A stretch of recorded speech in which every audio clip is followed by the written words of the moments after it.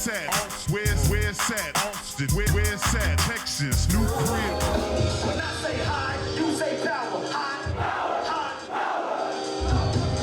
Young lady right here with the one on top of your head. That's just for me. In the middle.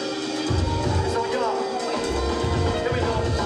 When I say high, you say power. High, power, high, power. You're backing up top. I ain't forgot about y'all. Everybody. When I say high, you say power. High, high, high, high, high, high, high, high. The sky's falling, the wind is calling, stand for something or die in the morning. Section 8, high power. What's up, y'all? This is Longhorn Hip Hop. We're here in Austin with Kendrick Lamar. Yeah. Just hopped off stage, signed a few autographs. First thing we wanted to know is if you could tell us a little bit about where you're from, growing up in Compton. Okay. Yeah, I'm from Compton, California. Small city, you know, on the east side of LA County.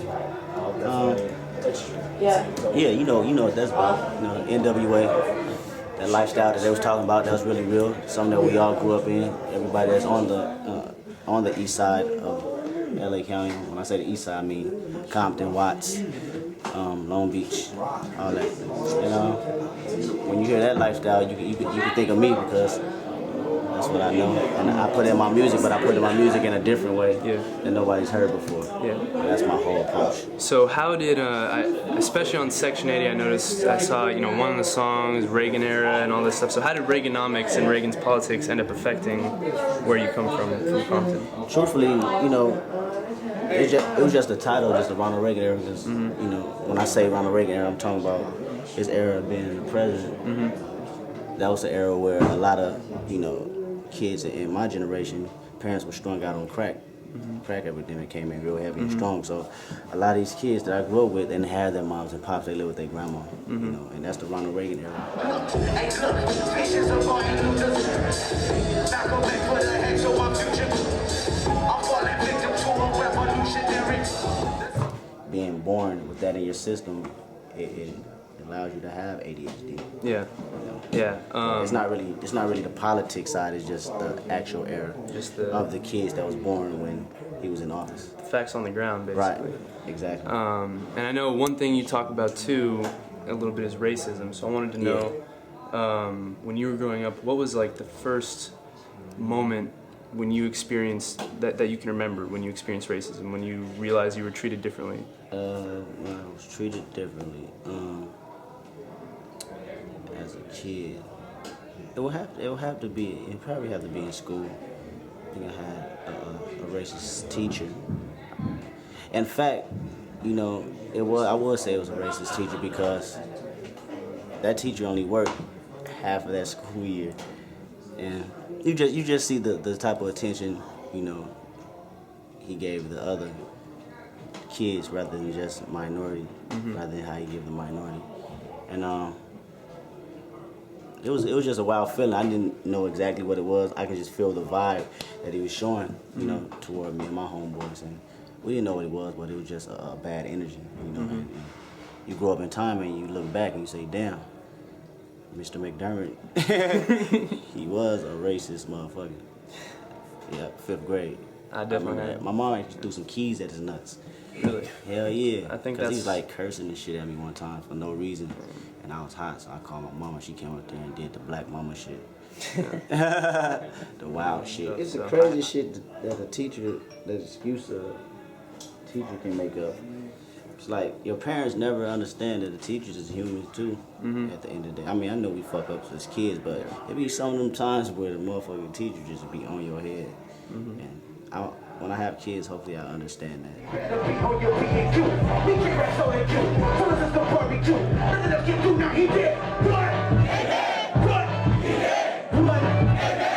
And so you used to go by K-Dot. So I'm wondering, what was the transition going from K-Dot to Kendrick Lamar? When did you know that was going to be the right move to make? When I felt like it was time for a change. It was just me knowing that I'd grown not only as an artist but as a person. I felt like I've done all the studying I can do at that one particular time where I feel I need to take it to the next level, and the next level being people knowing who I actually am, you know, as an artist. And I figured what better way is to start that off is by giving them, you know, who I am, and that's my real name, and let them know I'm a good kid in the Mad City from Compton, California, by the name of Kendrick Lamar, and you go feel this shit. Yeah. Period, because I know you can relate to it. And I think probably my favorite track off Section 80 was Blow My High.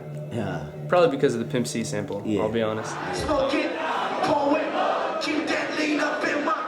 Oh my God, that living in my hood we call it. Every wanna holler at the if he up, I'm watching. Sick. So do you feel like, I think this is something that we feel a lot in the South, do you feel like Pimp C's influence in hip hop is really underrated? Not now. Not now. Yeah. It would be underrated when he was alive, of course. But you know, everybody hop on dick when a person, you know, either pass away or it becomes a trend almost. You dig what I'm saying? But Yeah. I can remember my pops, you know, listening to UGK all the time in the household. So I don't do that shit just because everybody else doing it. I actually remember him bumping that shit all the time. My pops from Chicago.